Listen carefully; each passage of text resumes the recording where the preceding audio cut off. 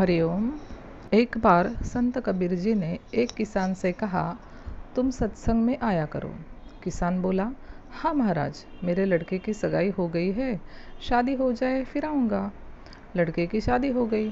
कबीर जी बोले, अब तो आओ। मेहमान आते जाते हैं महाराज, थोड़े दिन बाद आऊँगा। ऐसे 2 साल बीत गए। बोले, अब तो आओ। महाराज, मेरी बहू है ना, वह माँ बनने वाली है। मेरा बेटा बाप बनने वाला है, मैं दादा बनने वाला हूँ। घर में पोता आ जाए फिर कथा में आऊँगा। पोता हुआ, अब तो सत्संग में आओ।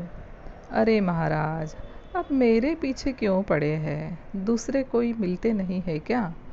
कबीर जी ने हाथ जोड़ लिए। कुछ वर्ष के बाद कबीर जी फिर गए। देखा कि कहाँ गया वह खेत वाला। दुकानें भी थी, खेत भी था। लोग बोले, वह तो मर गया। कबीर जी बोलते हैं, मर गया? लोगों ने बोला, हाँ, मरते मरते वह सोच रहा था कि मेरे खेत का क्या होगा, दुकान का क्या होगा। कबीर जी ने ध्यान लगा के देखा कि दुकान में चूहा बना है, कि खेत में बैल बना है। देखा कि अरहट में बंधा है, बैल बन गया है। उसके पहले हल में जूता था, फिर गाड़ी में जूता, अब बूढ़ा हो गया है। कबीर जी थोड़े थोड़े दिन में आते जाते रहे। फिर उस बूढ़े बैल को अब काम नहीं करता, इसलिए तेली के पास बेच दिया गया। तेली ने भी काम लिया, फिर बेच दिया कसाई को, और कसाई ने बिस्मिल्लाह करके छुरा फिरा दिया। चमड़ा उतार के नगाड़े वाले को बेच दिया और टुकड़े टुकड़े करके मांस बेच दिया।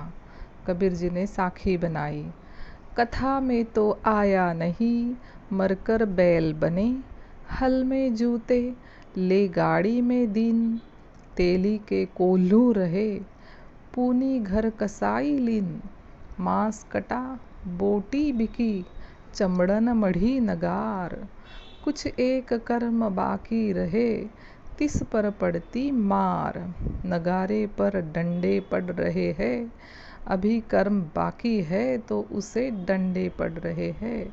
इसलिए मन को संसार में नहीं लगाना। नाव पानी में रहे लेकिन पानी नाव में नहीं। हरिओम। प्रश्नोत्तरी। संत कबीर जी किसान को हमेशा क्या कहा करते थे? दूसरा सवाल, किसान की मृत्यु के बाद क्या गति हुई? तीसरा सवाल, इस कहानी से आपको क्या सीख मिली? हरिओम।